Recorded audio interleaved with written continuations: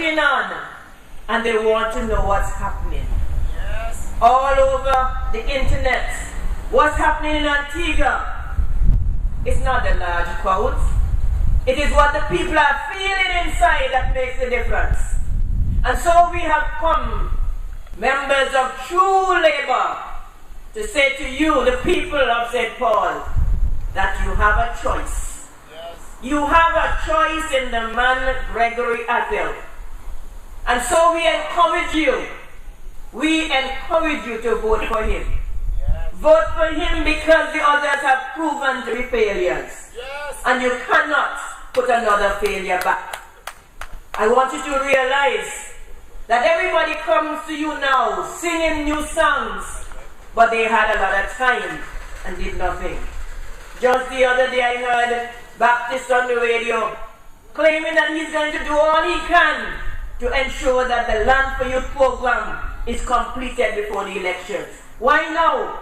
The Land for Youth program was going since on the ALP, and nobody touched it until now. And you think that people should say, oh good, we're getting it now, so put you back in power? No way.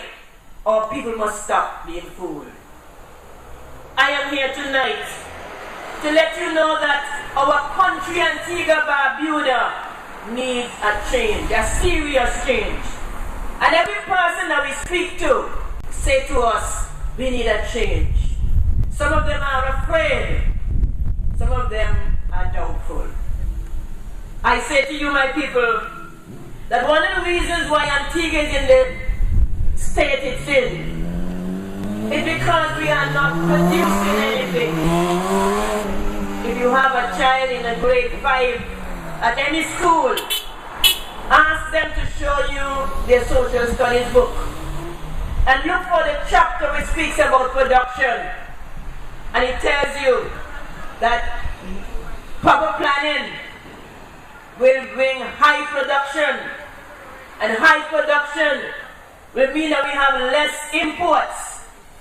It means we have something to export, and it also says that your country gets richer.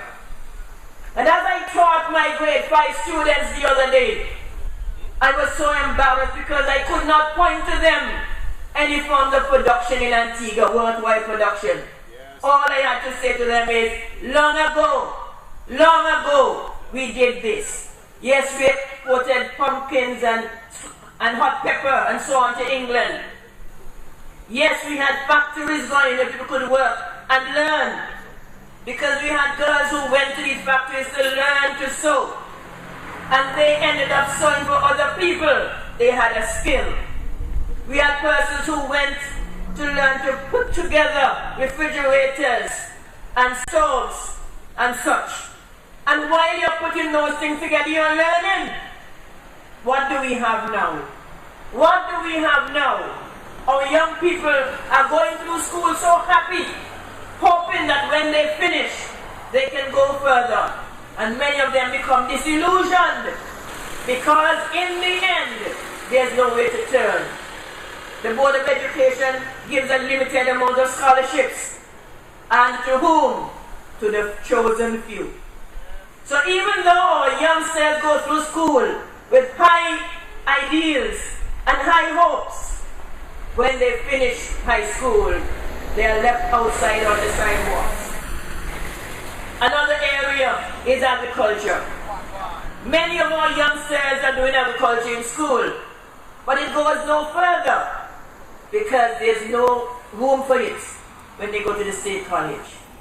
Agriculture is one of the foundations of this society, and yet it goes as far as the high school and that's it.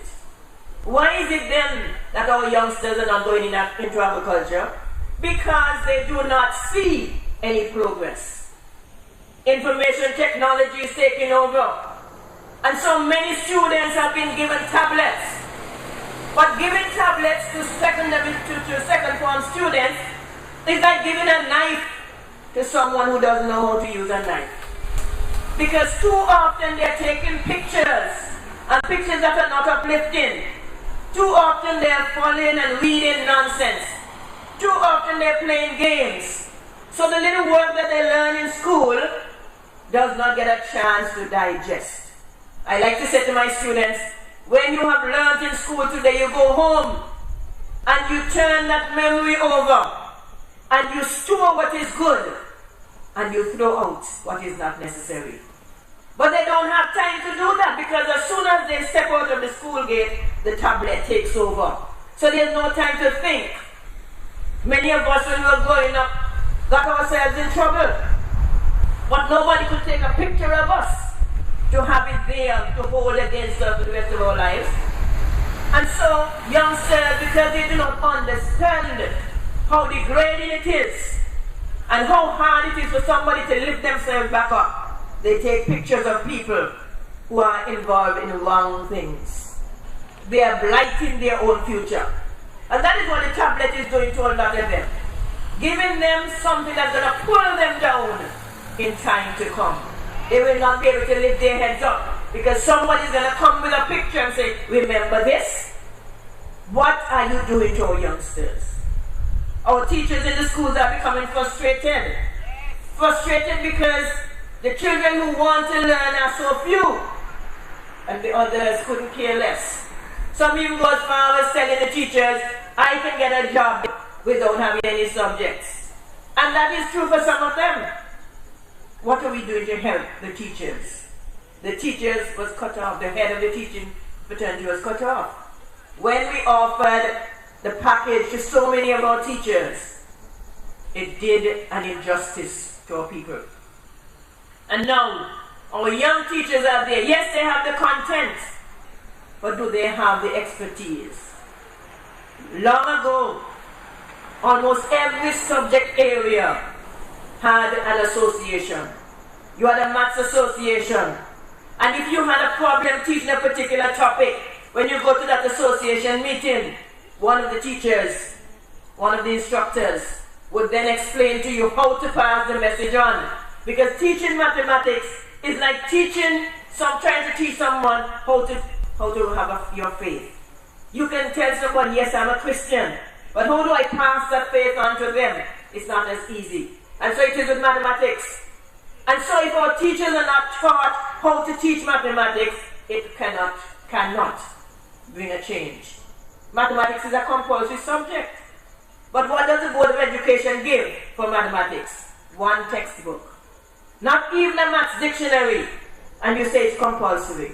Yet you have foreign languages, and they get dictionaries, they get CDs, they get all sorts of stuff. But the compulsory subjects, maths and English, get very little. The textbook and basic. And then you wonder why students are not passing these subjects. How can they? How can they when the class of 50 has to write that subject and all you give is the same number of teachers?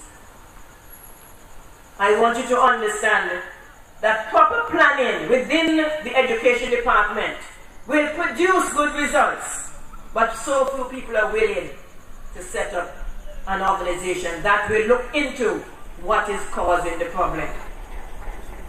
I go further and I say to you that many persons are saying to us that we cannot make it. When we speak to people in town, when we speak to people on the job, yes, true labor is good, but how are you going to make it? You don't have the money, you don't have enough people, all the negatives.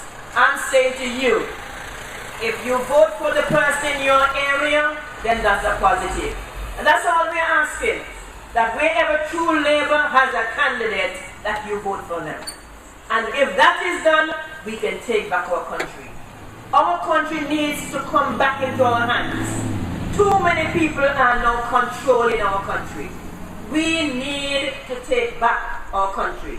And how do we do so? By constituencies. We must take back this constituency and then the other constituency. And once we have taken back the constituencies, 5 of them that we're vying for, if we take back those 5 constituencies, we are in fact taking back our country. Because we have weakened the Antigua Party and the UPP. We cannot kill them off, but we can weaken them. And if we weaken them, then the people will stand up, because you'll have somebody to stand up with. I am saying to you, my people, tonight, do not be fooled. Old people say one full basket, and that is true. And so, with our one to get to 5, we will make a big difference in this country. I implore you, give Gregory Ackville the opportunity to work for you. You have the choice. You have the future of Antigua in your hands. Many constituencies are asking, don't you have somebody running here? We want somebody to vote for. Well, we are saying to you, fortunately for you, you have somebody to vote for.